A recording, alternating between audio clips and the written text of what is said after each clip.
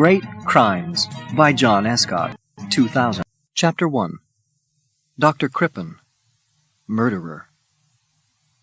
Dr. Hawley Harvey Crippen met Cora Turner in New York in July 1892. He was 30 years old and was working in a hospital, and she was 19. Crippen had been married before, but his first wife had died. He immediately fell in love with Cora, and 6 months later they were married. At first, they continued to live in New York, and Crippen joined a company which sold medicines. This was Cora's idea. She wanted her husband to earn more money than the hospital was paying him. Cora wanted to be a singer, so her husband paid for her to have singing lessons. Her voice was not really good enough, and she wasn't very successful. Later, when the couple moved to London, she did begin to sing in theaters, although she was never famous. Crippen was not allowed to work as a doctor in England because he had trained in America, so he continued to work for the American Medicine Company and opened a London office for them. In 1905, the Crippens moved to a house at 39 Hilldrop Crescent. They were not happy together. Cora was a cruel, violent woman, and the couple were always arguing, often because Cora spent more money than they could afford. She also liked to be with other men. In 1907, Crippen fell in love with his secretary, Ethel Leneve. Ethel wanted him to leave his wife and marry her, but Crippen would not, or was afraid to, do this. Then, in December 1909, Cora discovered that her husband and Ethel Leneve were lovers. She warned Crippen that she would leave him and take most of his money with her. On January 31st, 1910, two of Cora's theater friends, Paul and Clara Martinetti, came to dinner with the Crippens, and during the evening, Cora and her husband argued violently. The Martinettis left early.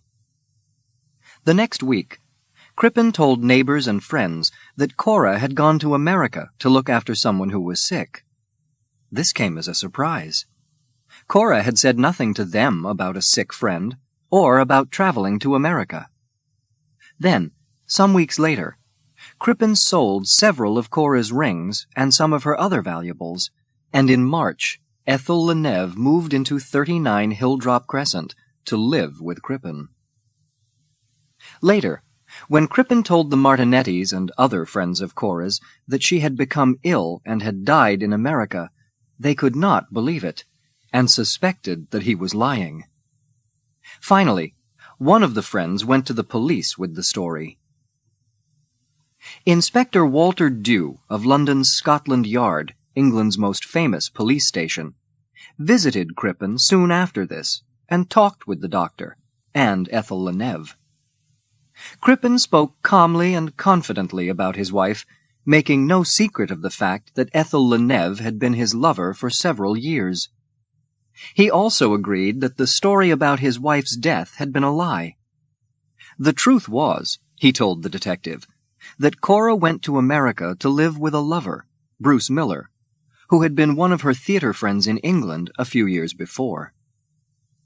Inspector Dew was not completely happy with this story, but neither was he able to prove that Crippen was lying. But Crippen was not as confident as he pretended to be.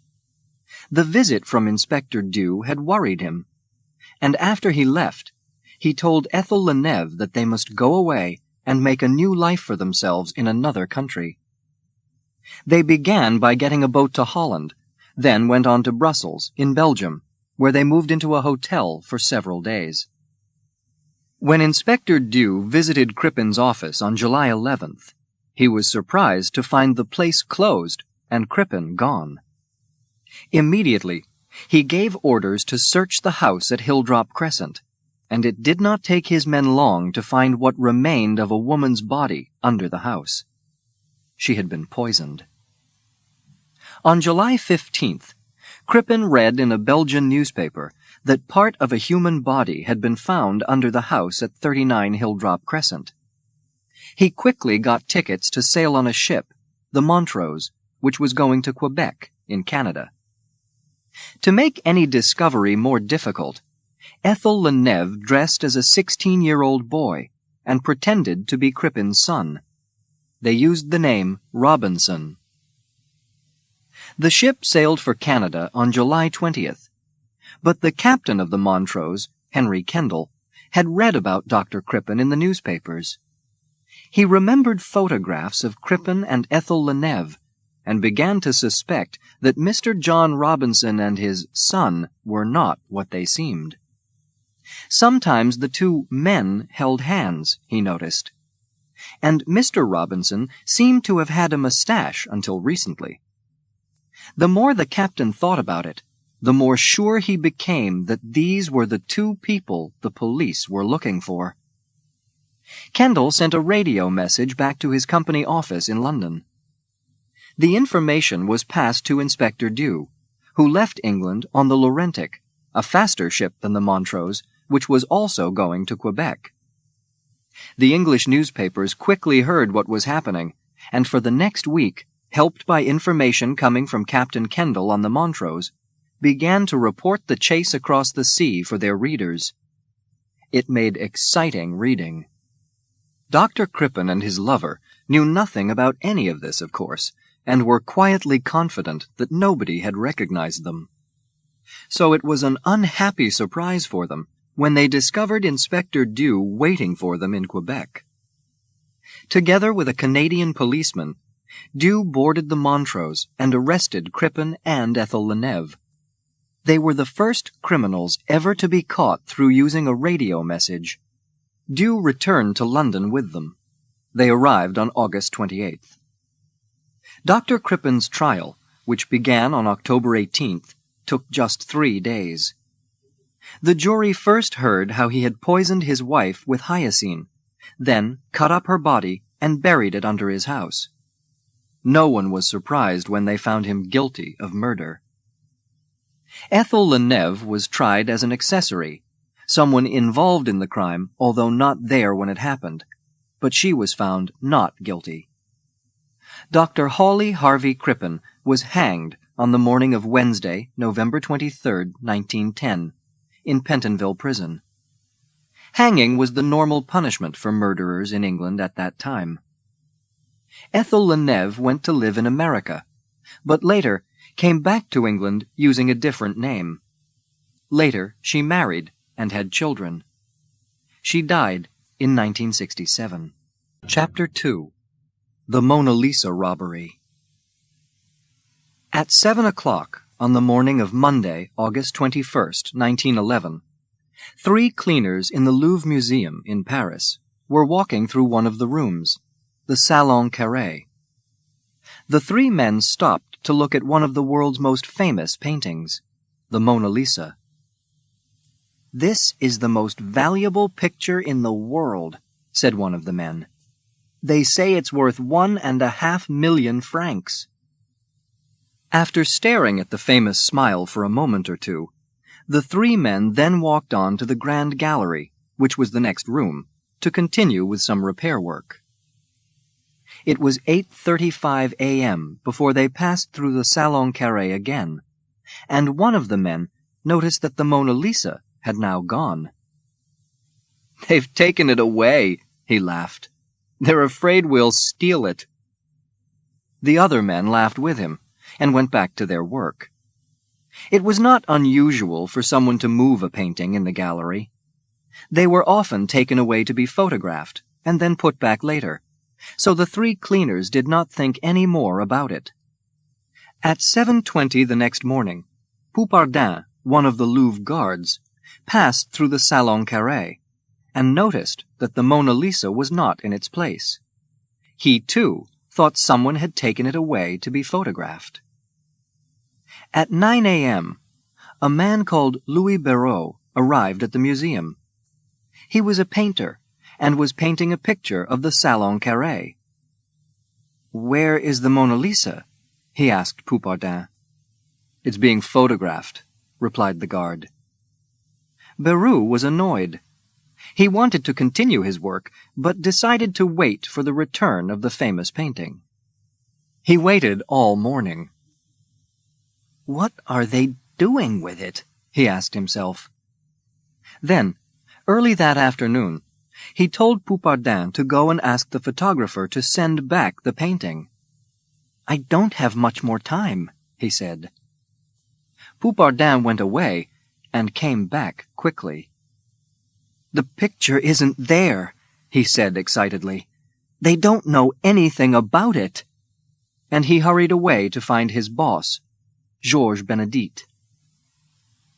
At 3 p.m. that afternoon, people were asked to leave the Louvre. "The museum is closing," they were told, but they were not given any explanation. It was not until they read the newspapers the next day that most of them discovered the reason. Someone had stolen the Mona Lisa. The museum was closed for a week.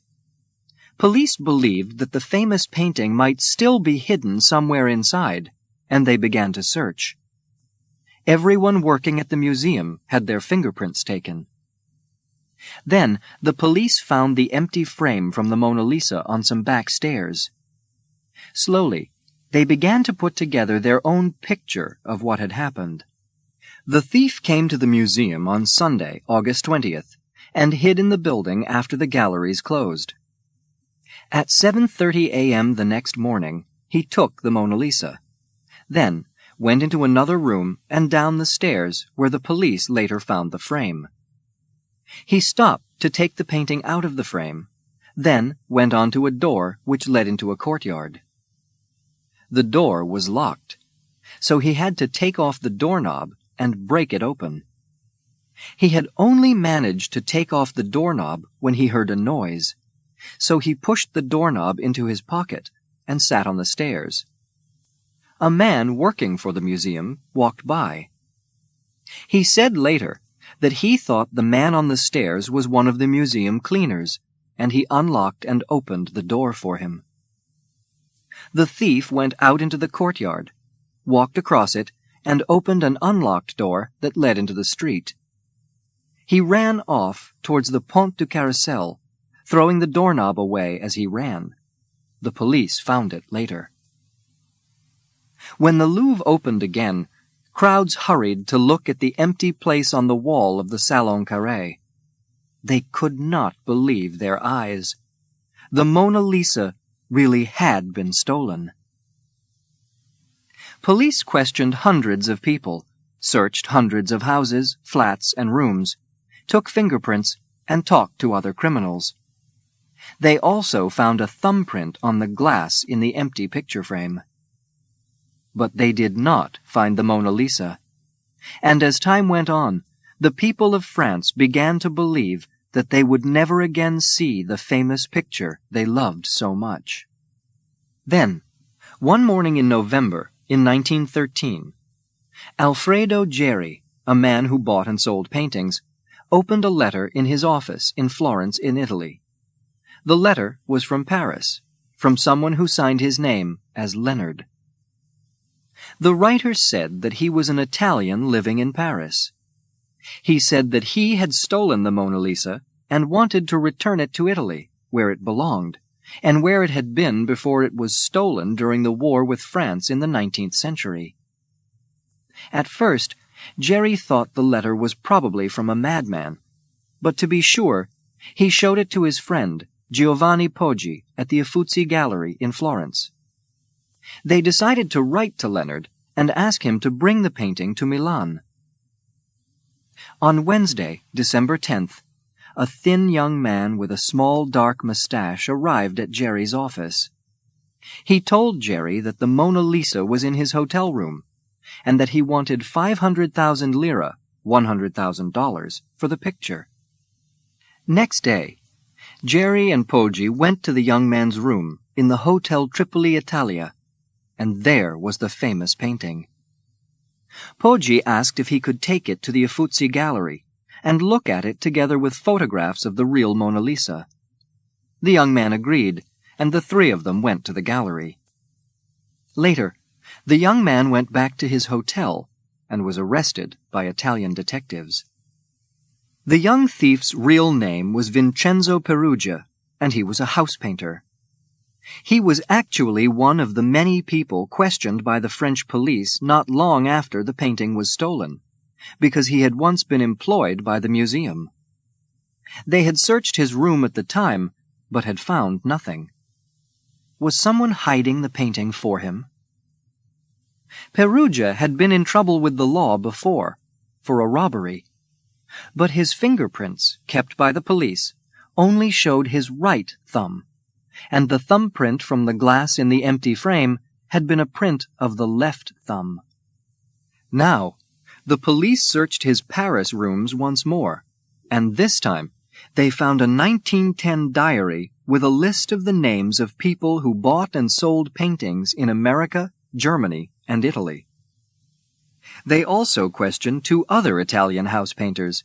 They suspected them of hiding the picture at the time Perugia's rooms were first searched. Finally, they had to let them go. The trial of Vincenzo Perugia began on June 4, 1914, in Florence. When questioned, this is what he told the judge. I entered the Louvre about 7 o'clock in the morning. Without being seen, I was able to get into the Salon Carré.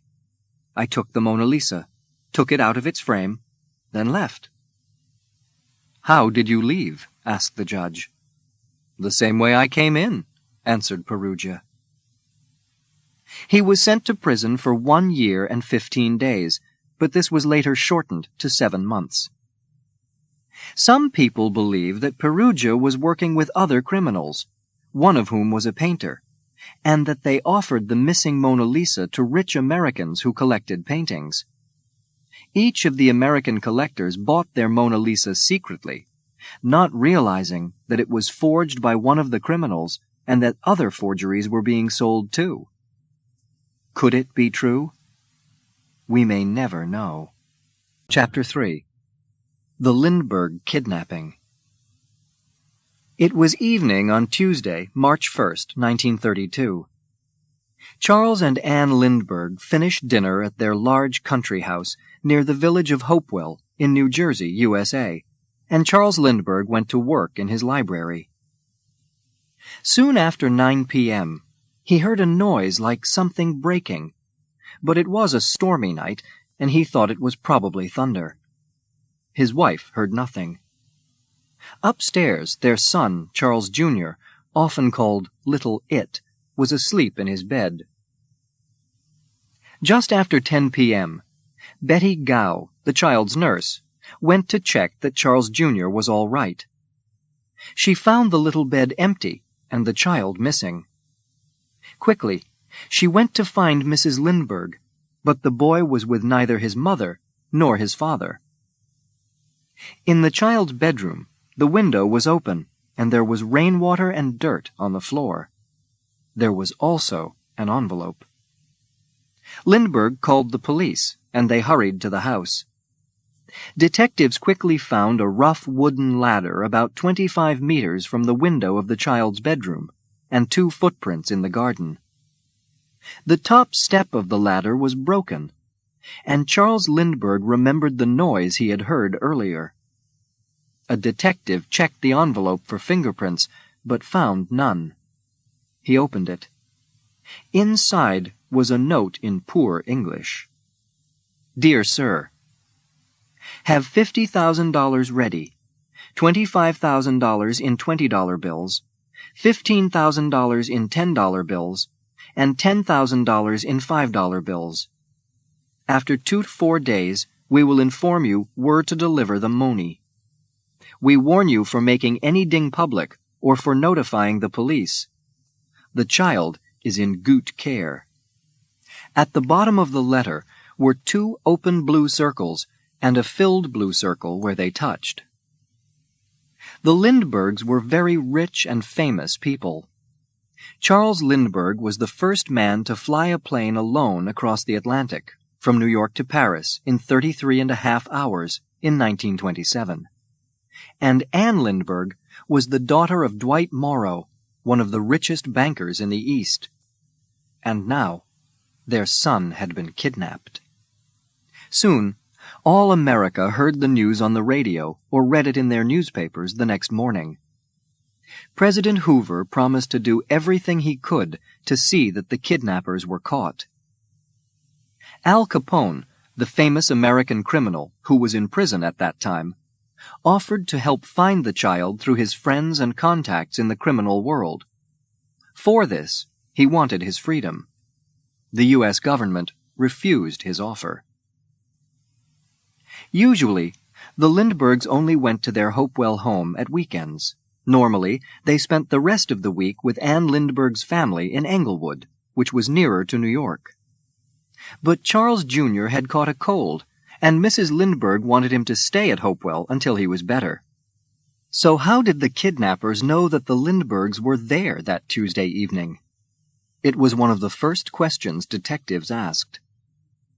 People working for the Lindberghs were immediately suspected of having a part in the kidnapping. The child's nurse, Betty Gow, was questioned carefully, but the police finally let her go. Another woman working at the Lindbergh house, 28-year-old Violet Sharp, first told the police that she was at the cinema on the night of the kidnapping. Later, she changed her story and said that she had been with a man. In May, she changed her story again. On June 10th, when she heard that the police wanted to question her once more, she killed herself. Lindbergh told the newspapers that he would not try to injure the kidnappers if they returned the boy safely when they got the money. He then hired 2 criminals to try and contact the kidnappers. But before Lindbergh's helpers could do anything, the kidnappers made contact with Dr. John Francis Condon, a 72-year-old teacher who sometimes wrote for the New York paper Bronx Home News. He was told to take Lindbergh's money to the Woodlawn Cemetery in the Bronx. A meeting time was arranged over the telephone, and Condon went to the cemetery. He saw an Italian-looking man walk by with something across half his face, and guessed that the man was checking to see if there were any police or detectives around. Then Condon saw a second man standing in the shadows, his hat pulled down over his face and something covering his mouth. When the second man spoke, Condon recognized the voice. It was the man who had spoken to him on the telephone. He was about 35 years old and had brown hair. He said his name was John, and that there were 6 people in the gang, 2 of them women. He told Condon that the child was well, but then asked, "Would I burn if the baby is dead? Would I burn if I did not kill it?" By "would I burn," he meant would he die in the electric chair, the punishment used in America at that time for kidnappers and murderers. Condon saw the danger at once. If the police caught a kidnapper, he would die, whether the kidnapped child lived or not. So if a kidnapper thought he was going to be caught, he would kill the child.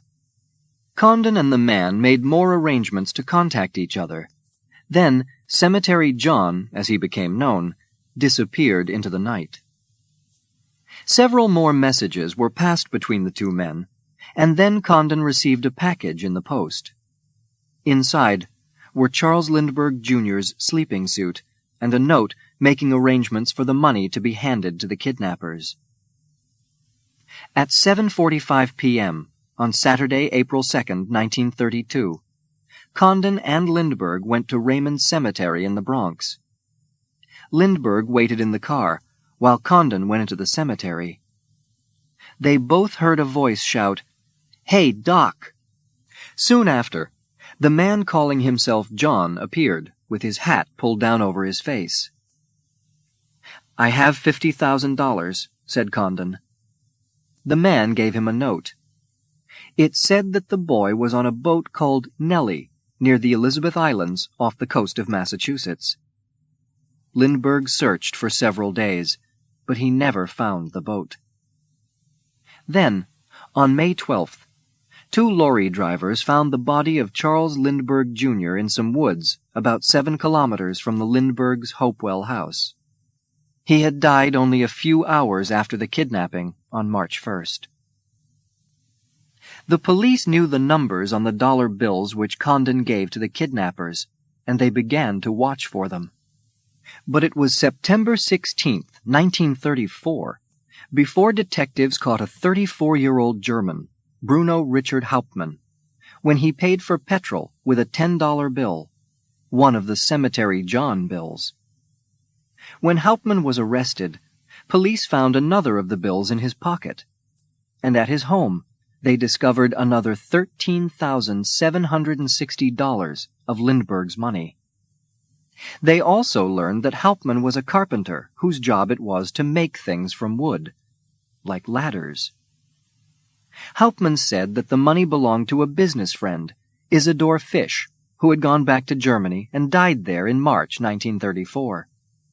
Hauptmann said Fisch had left the money behind when he went to Germany, and because Fisch had owed Hauptmann about $7,500, Hauptmann had taken it.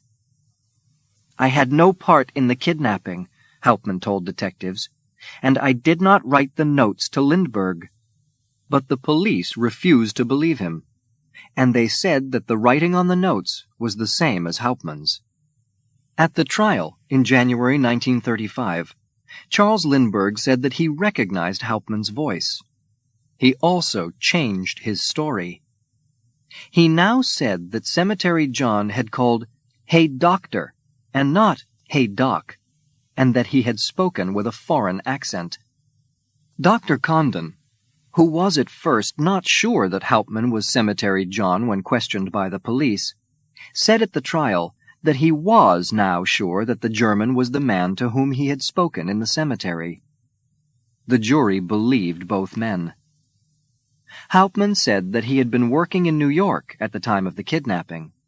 His wife and employer both agreed with this, although his employer would not speak at the trial, but the papers to prove it could not be found.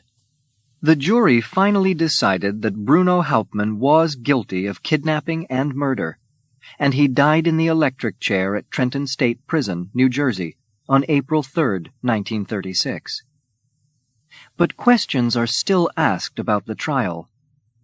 Was the writing on the kidnap notes really Bruno Hauptmann's? How did Hauptmann know that Charles Lindbergh and his family were at the house near Hopewell on that stormy night in March 1932? He told the police that he had never been to the village of Hopewell and that he did not know it. We shall probably never know the whole truth.